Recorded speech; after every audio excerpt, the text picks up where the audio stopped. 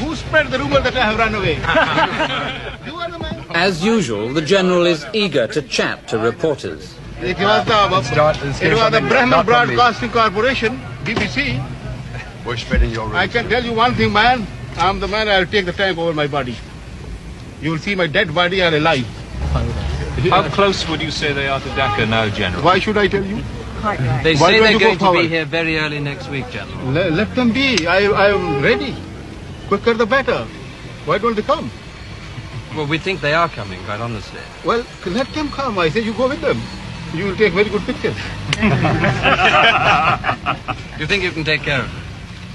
Care of who? The Indians. My goodness. Anybody else also with them? Not only Indians. You look after us, General. Inshallah, come to me anytime. At your service, gentlemen. Anytime. What do you see happening when the Indians do hit town, General? Well, I told you we'll fight it out. Is there a real possibility of street-by-street fighting? Inshallah, we'll keep them away. The feeling is that you don't have enough men here in the town to put up a big fight. Makes no difference.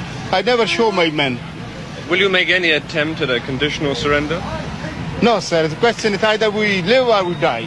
Colonel, is there any question of a surrender yet, do you know? Would you know? No surrenders. Yeah. There's no question of it. You know for sure, no question. No question of any surrender. That what General Niazi has been saying still stands. You fight to the last man. He means it. And you mean it with him, or of course, all of you behind everyone. him? General, could you give us a quick rundown of how you view the situation at this time?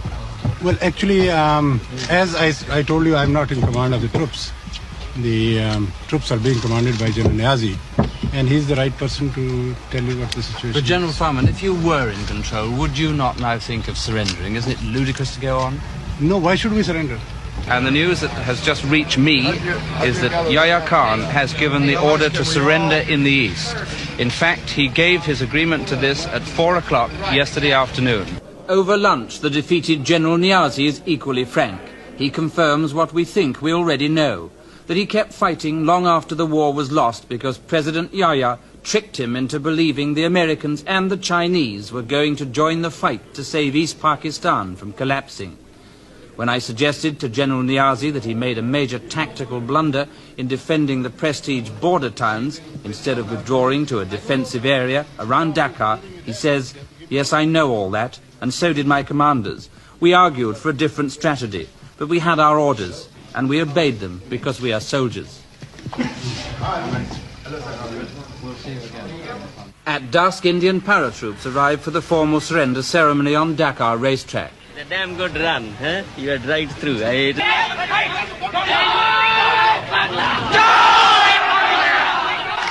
Unofficially, the birth of the new nation is proclaimed when the Bangladesh flag is raised over the radio station.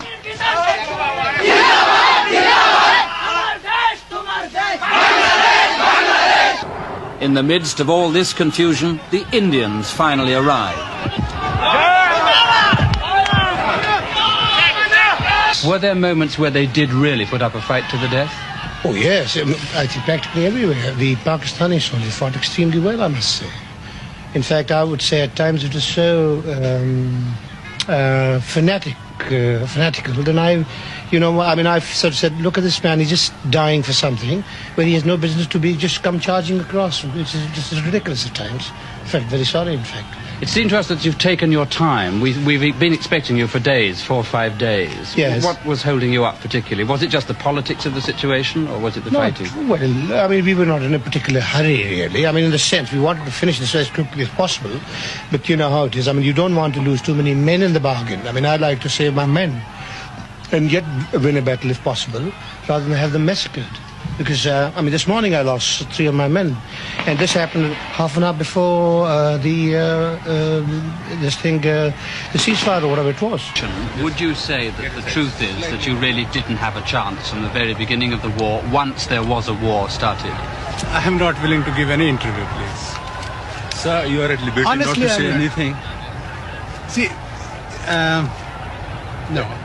I mean, I can talk to you. Just a second, a little later. At the moment, some ceremony is to go on.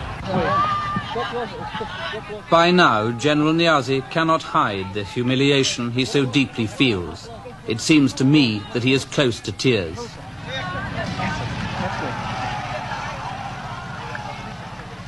And suddenly, we all feel desperately sorry for the once blustering general.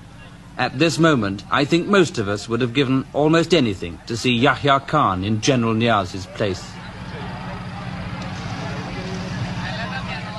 The change of ownership of one of the most populated and poorest parts of the world is now being confirmed.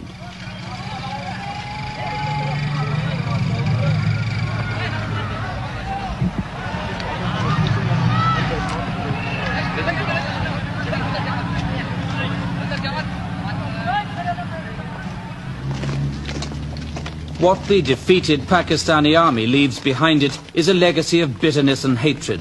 After all that's happened, it's not unnatural, I suppose, for the people of Bangladesh to bay for blood. Their soil is soaked with it, but the lust for revenge is a bad foundation for nationhood.